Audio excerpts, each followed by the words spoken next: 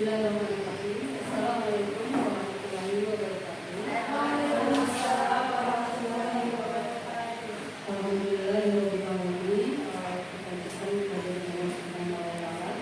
Berkat nikmat rahmat dari karunia kita bisa hadir bersama-sama di sini untuk acara berbagi pengalaman tentang modul 1/4 oleh Ibu Dian Karyani di ruangan yang sangat kita cintai ini.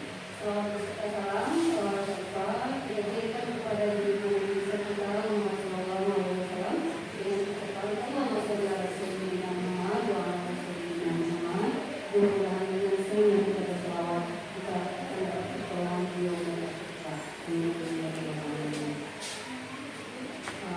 Untuk menjadi hikmatnya acara kita dapat keberkahan. Marilah kita bersama-sama berdoa sesuai dengan keyakinan kita masing-masing. Berdoa mulai.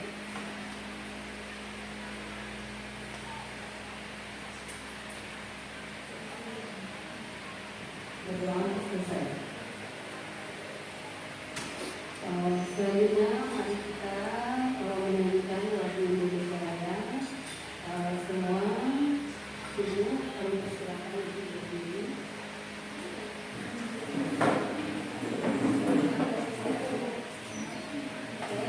Indonesia Raya yang dipimpin oleh Ibu Syahriah.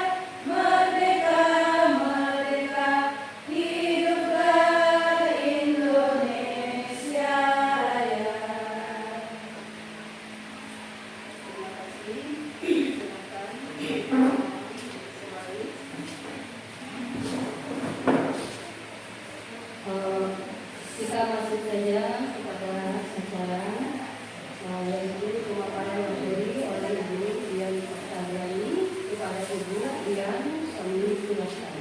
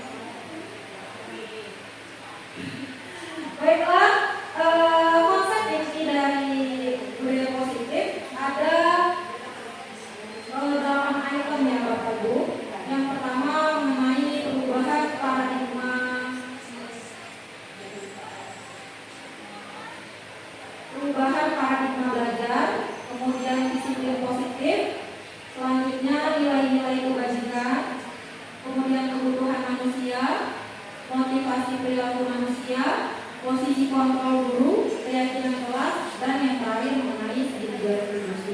Karena di sini ada beberapa guru penggerak, maka saya harapkan bisa juga berbagi dengan kita semua. Karena saya presentasi di sini pun masih belajar ya Ibu. Jadi kita sama-sama belajar dari yang sudah guru penggerak atau kita ini yang sebagai calon guru. Kemudian bagi teman-teman kita yang belum mencoba untuk menjadi guru penggerak, semoga kedepannya nanti bisa menjadi calon guru penggerak tahun selanjutnya. Baiklah, yang pertama untuk item yang pertama yakni pembelajaran dengan paradigma baru. Pembelajaran dengan paradigma baru merupakan pembelajaran yang dirancang berdasarkan prinsip pembelajaran berdiferensiasi sehingga para peserta didik belajar sesuai kebutuhannya berdasarkan tahap perkembangan sesuai teori psikologi modern untuk mewujudkan profil pelajar Pancasila. Nah, jadi di sini kita harus memahami kebutuhan dari peserta didik. Jangan melulu kita yang menyuapi, tapi kita juga harus aktif. Jadi kita bukan lagi student center, bukan lagi teacher center, namun sudah student center, di mana guru atau pendidik hanya sebagai fasilitator dan anak-anak kita yang berperan aktif dalam pembelajaran. Nah, jadi di situ ada profil pelajar Pancasila. Masih semangat nggak Bapak Ibu? Oke, kalau semangat kita tes ya semangatnya ya. Boleh? Boleh. Berdiri dulu, berdiri dulu. Agak semangat ya kita ya. Iya. Jadi gini, kalau misalnya saya bilang semangat, gini.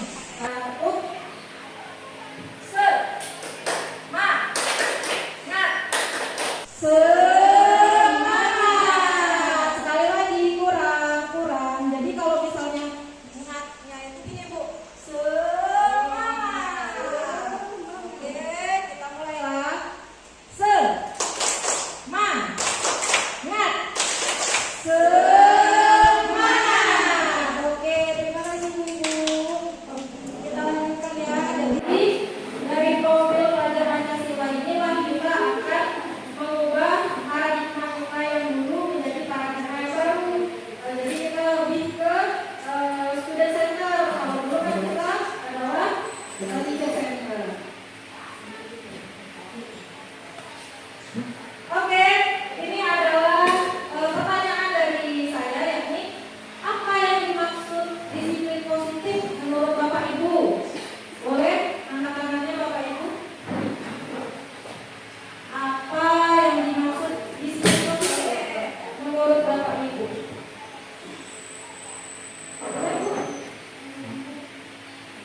Disiplin.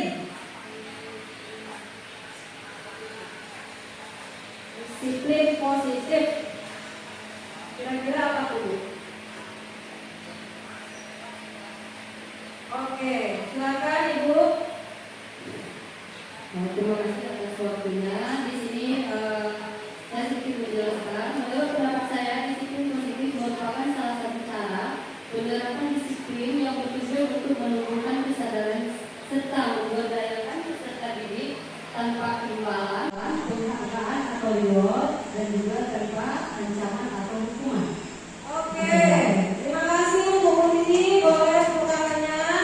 Iya, jadi disiplin positif itu kalau misalnya kita lihat sekilas pasti kita mikirnya mengenai peraturan atau kekangan bagi peserta didik kita. Jadi sebenarnya itu harus kita rubah ya Bu ya.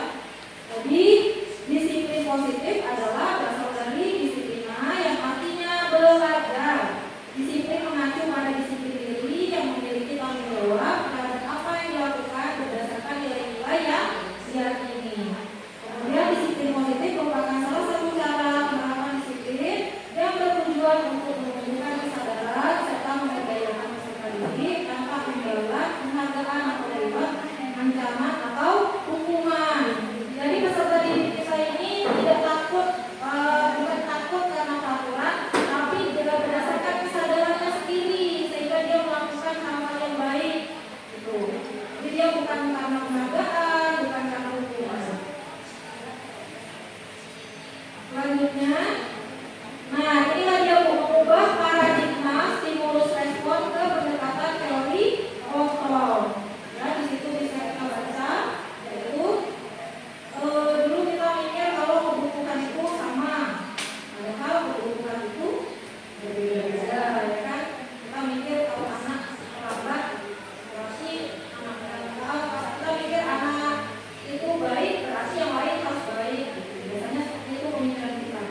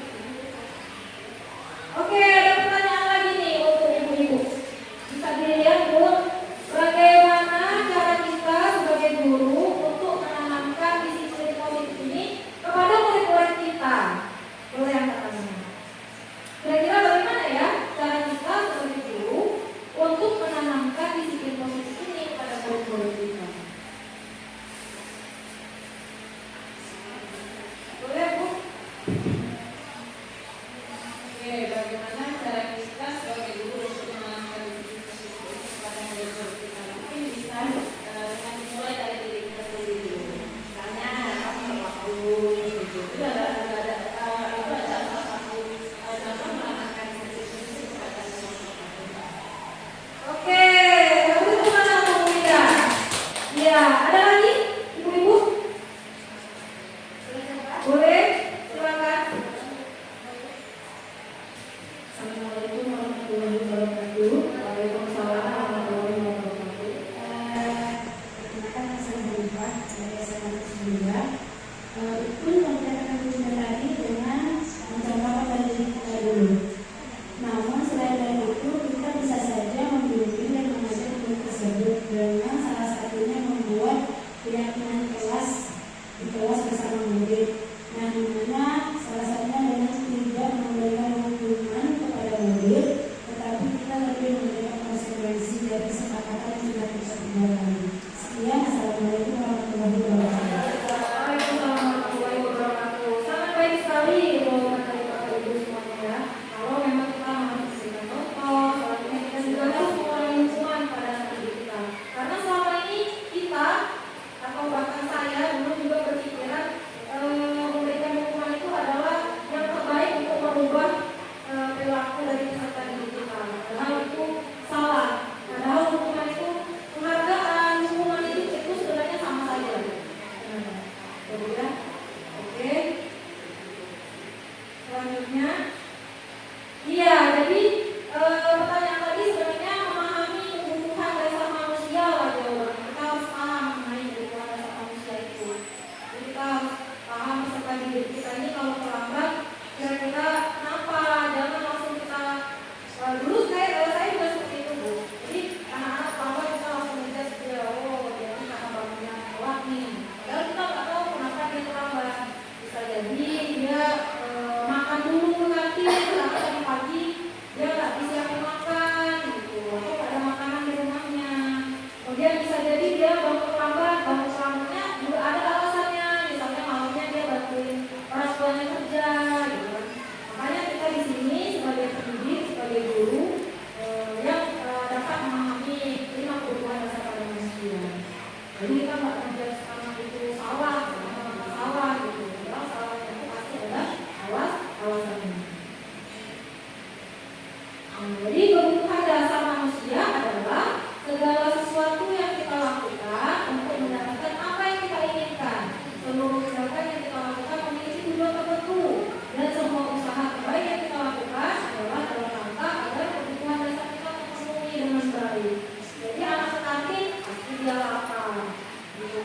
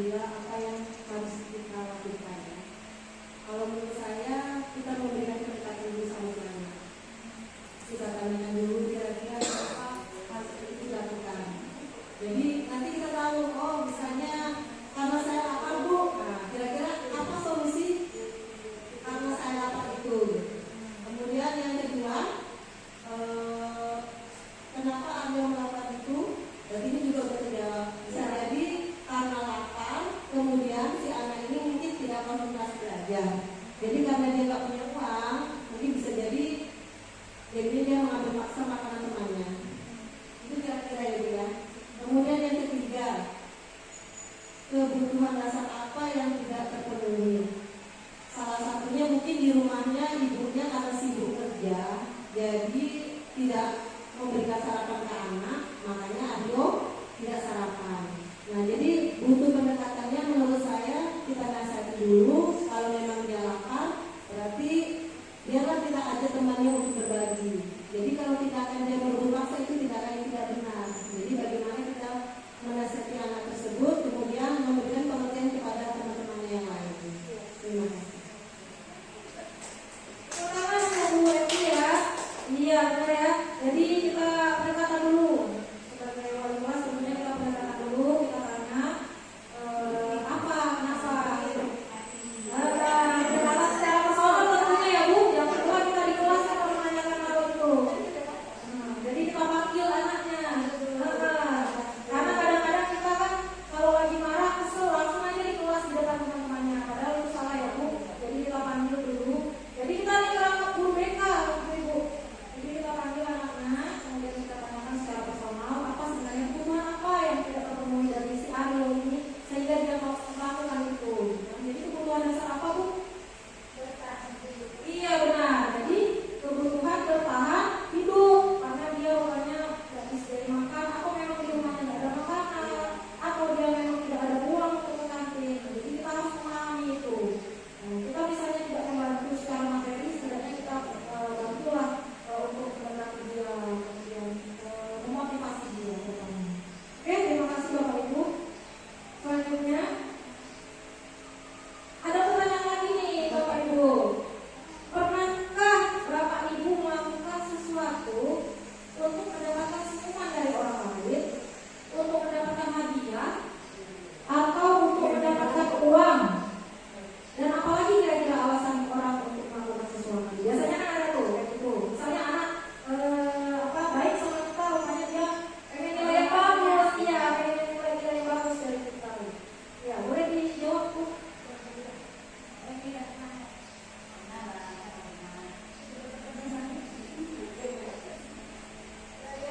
Pernah nggak?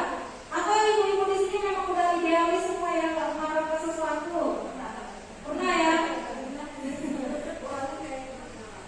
Ya, berarti seluruhnya pernah.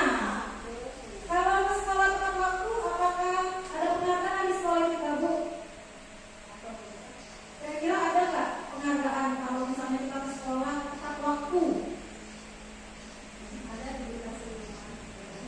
Nah, berarti kita di sini sudah bagus karena kita dalam tepat waktu tanpa adanya penghargaan di sekolah kita, gitu kan? Kemudian ada nggak rapor untuk guru? Rapor untuk guru yang tidak datang terlambat? Tidak ada kan Ibu? Alhamdulillah berarti guru-guru dari SMA Negeri 1 datang tepat waktu tanpa mengharapkan ujian, imbalan, senyuman, hukuman. Karena kita nggak dihukum kalau terlambat kan? Iya. Jadi itulah dia, berarti kita memang sebagai guru alhamdulillah sudah cukup baik. Oke, ini materinya ya Bu ya, berdasarkan pertanyaan sebelumnya tadi. Jadi Diane Gosen dalam bukunya yaitu Restructuring School Disiplin menyatakan ada 3 motivasi perilaku manusia. Yang pertama untuk menghindari ketidaknyamanan atau hukuman. Jadi biasanya anak didik kita kebanyakan ini mungkin 50% melakukan ini. Jadi dia datang tidak terlambat karena menghindari hukuman. Kemudian yang kedua untuk mendapatkan imbalan atau penghargaan dari orang lain. Nah ini juga 50%-nya dari peserta didik kita menurut saya. Karena memang mereka melakukan hal terbaik tentunya ingin mendapatkan nilai yang bagus untuk membanggakan orang tuanya. Selanjutnya yang ketiga ini mungkin hanya beberapa dan semoga nanti bisa kita tingkatkan lagi, yaitu untuk menjadi orang yang mereka inginkan dan menghargai diri sendiri dengan nilai-nilai yang mereka percaya. Jadi dia tuh memotivasi dirinya sendiri untuk perubahan dirinya sendiri tanpa melihat imbalan, hukuman dan lain sebagainya. Ya. Selanjutnya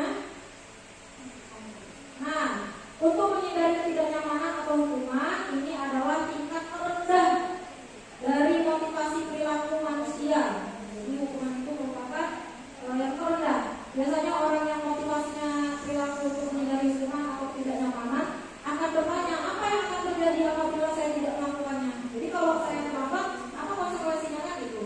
Kemudian sebenarnya mereka sedang menghindari permasalahan yang mungkin muncul dan berpengaruh pada mereka secara fisik, psikologis, maupun tidak terpenuhinya kebutuhan mereka bila mereka tidak melakukan tindakan tersebut. Motivasi ini bersifat eksternal, jadi dari luar, dia termotivasi karena dari luar. Selanjutnya adalah untuk menjadi orang yang mereka inginkan dan menghargai diri sendiri dengan nilai-nilai yang mereka percaya. Ya.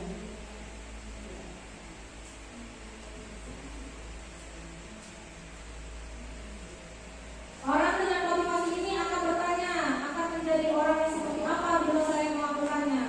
Gitu. Jadi kalau misalnya dia sudah terbiasa melakukannya, maka kedepannya juga akan terbiasa, baik di sekolah, di luar sekolah, atau di lingkungan kerja. Jadi sangat baik sekali teman-teman. Oke. Ada pertanyaan Ibu? Apa sih tujuan dari disiplin positif menurut Bapak Ibu? Tujuannya apa?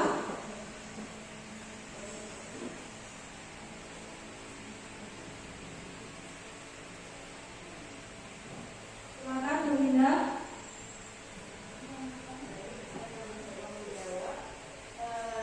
Tujuan dari disiplin positif itu adalah menciptakan kesadaran memiliki disiplin diri sehingga mereka berperilaku mengacu pada nilai-nilai kebajikan, universal dan memiliki motivasi intrinsik dalam perilaku ke arah yang lebih baik. Oke, terima kasih Bu Linda atas cerita. Luar biasa Ibu. Jadi tujuan dari disiplin positif adalah menanamkan motivasi yang ketiga tadi. Ini berasal dari diri sendiri, motivasi diri sendiri untuk mengarah ke arah yang lebih baik. Ya, ketika murid-murid kita sudah memiliki motivasi tersebut, mereka telah memiliki motivasi intrinsik yang berdampak jangka panjang, motivasi yang tidak akan terpengaruh pada adanya hukuman atau hadiah. Jadi mereka akan tetap berperilaku baik dan berlandaskan nilai-nilai kebajikan karena mereka ingin menjadi orang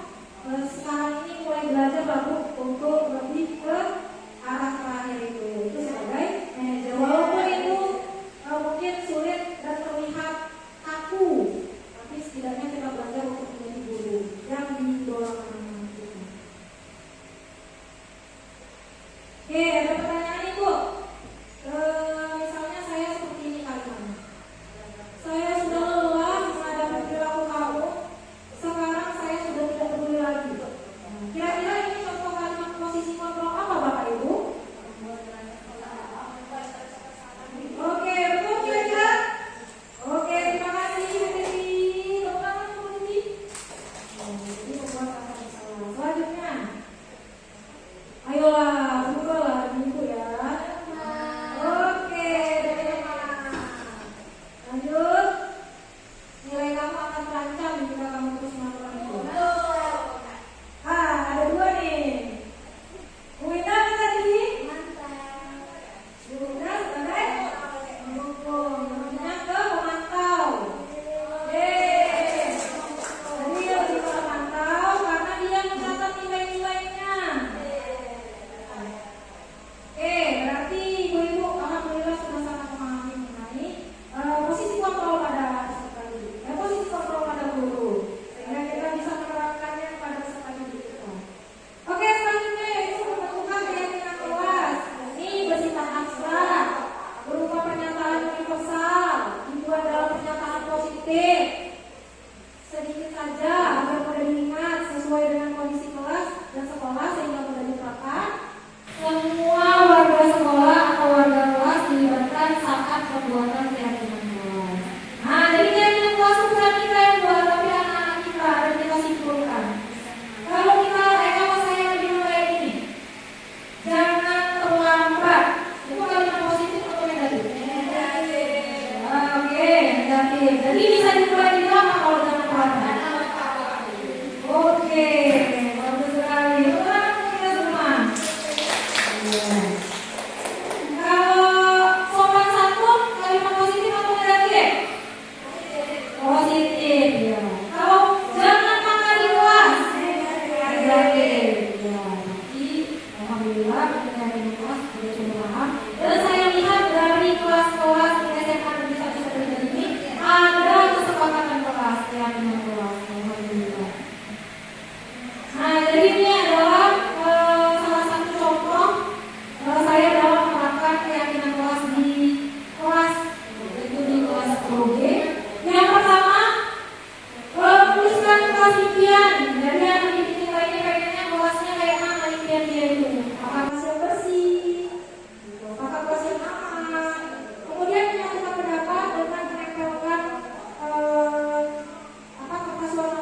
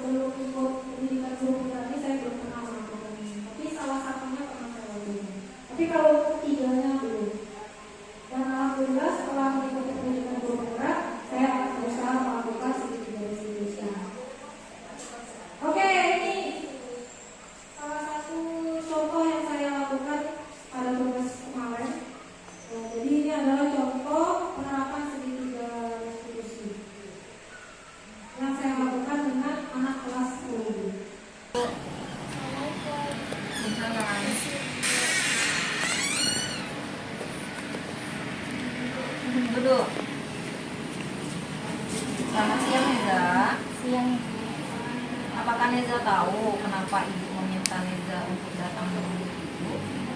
Tidak tahu saya, Bu. Baiklah Neza, ibu memanggil Neza karena ibu ingin bertanya bahwa tadi ketika ulangan harian matematika, ibu melihat Neza mencontek jawaban teman Neza dan satu kali melihat kertas kecil atau kayak kopean ya dari saku rok Neza. Benar begitu? Iya. Boleh ibu tahu kenapa Neza melakukan hal tersebut?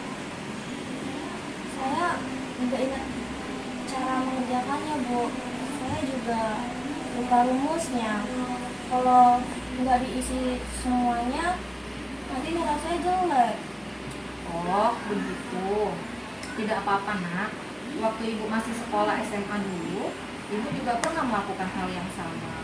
Setiap orang bisa melakukan hal tersebut, tapi ada hal yang lebih baik yang bisa kita lakukan untuk mendapatkan nilai yang bagus. Apakah Neza tahu bagaimana caranya? Neza tahu, Bu, dengan belajar lebih giat lagi. Terlebih lagi untuk ulangan berikutnya. Bagus. Ternyata Neza masih ingat ya. Apakah Neza yakin Neza adalah anak yang jujur? Neza yakin, Bu. Neza anak yang jujur.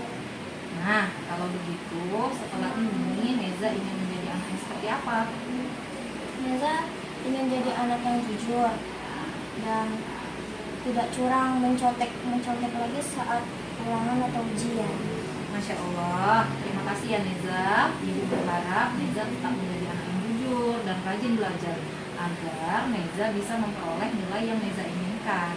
Terima kasih ya, Bu. Neza janji nggak mau ulangin lagi. Oke, gak apa-apa. Ya, besok jangan diulang lagi. Dah, sekarang Neza boleh balik ke kelas. Iya. Assalamualaikum, Bu. Baiklah, apakah terdengar kali itu videonya? Ya, jadi kasusnya adalah anak ini mencontek pada saat ujian matematika dan alasannya dia takut nilainya jelek. Ibu hebat, cobalah membuat narasi segitiga restitusi yang tepat dari kasus-kasus berikut ini. Saya akan membagikan menjadi 3 kelompok. Ya, kasusnya saya berikan. Nanti boleh dia praktek mewakili kelompoknya, praktek segitiga restitusi.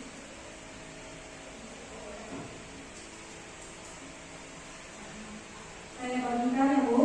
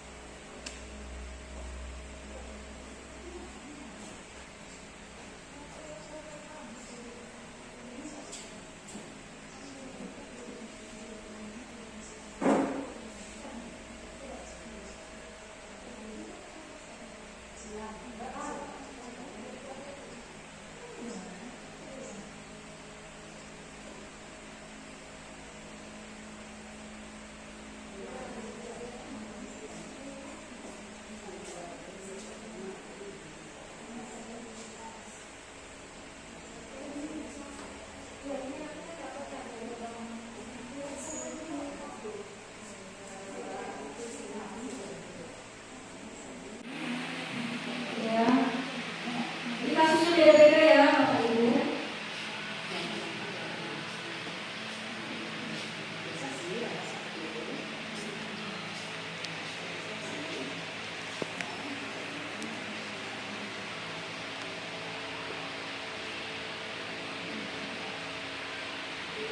Jadi nanti dipraktekkan ada yang posisinya sebagai guru, ada yang posisinya sebagai murid. Kita praktekkan.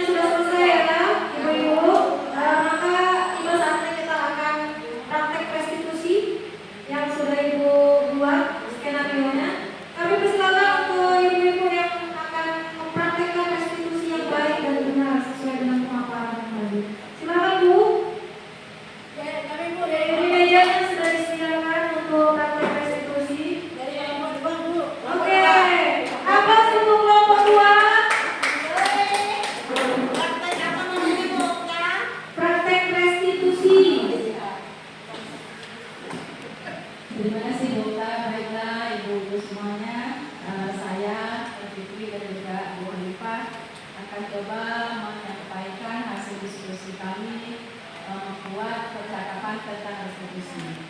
Di sini saya sebagai wali kelas, kemudian Bu Hanifah sebagai siswa. Dan kejadiannya adalah siswa sering keluar kelas dengan alasan ke toilet. Kemudian lagi dilakukan siswa karena dia ingin berinteraksi dengan temannya di kelas. Ibu kami mulai aja. Waalaikumsalam. Ibu Alifah.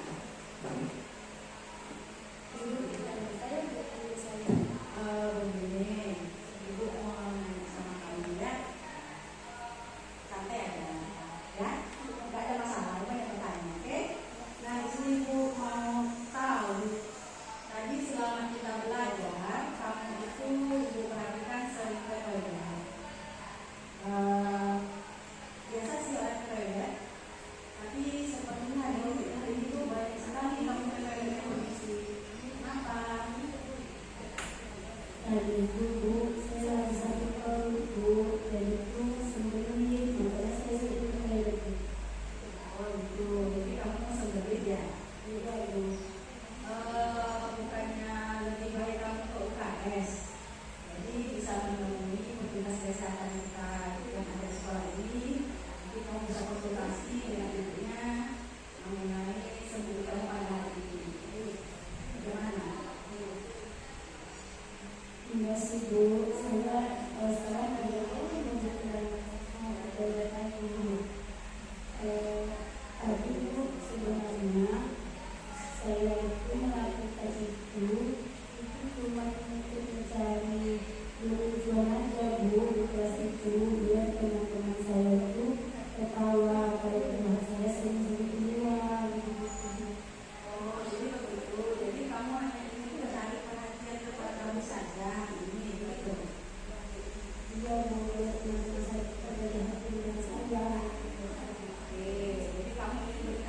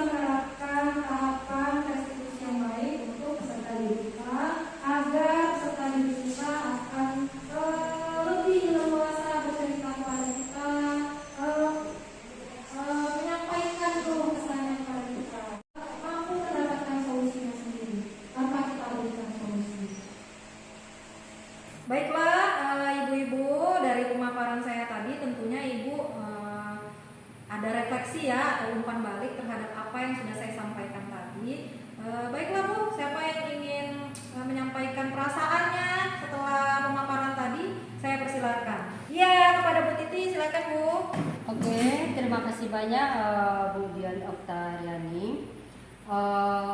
Dari pemaparan tentang budaya positif yang sudah Ibu presentasikan dari tadi, di sini saya sangat banyak mengambil manfaat pembelajaran dan wawasan dari yang Ibu sampaikan, terutama tentang disiplin positif, bagaimana posisi kontrol guru, yang selama ini saya merasa saya berada di posisi penghukum, di posisi sering membuat orang merasa bersalah. Dengan materi yang Ibu sampaikan tadi, saya akan berusaha berada di posisi pemantau dan akan berusaha kepada tempat yang ideal, posisi yang ideal, yaitu sebagai manajer. Begitu juga tentang restitusi yang Bu Dian sampaikan. Selama ini jujur saya belum pernah menyelesaikan masalah murid dengan tahapan restitusi. Dari materi Ibu tadi, saya mengambil pembelajaran untuk kedepannya dalam pemecahan masalah anak. Saya akan menggunakan segitiga restitusi yang semoga sangat bermanfaat bagi saya kedepannya. Itu saja. Wassalamualaikum warahmatullahi wabarakatuh. Baiklah, sampailah kita di penghujung diskusi kita. Untuk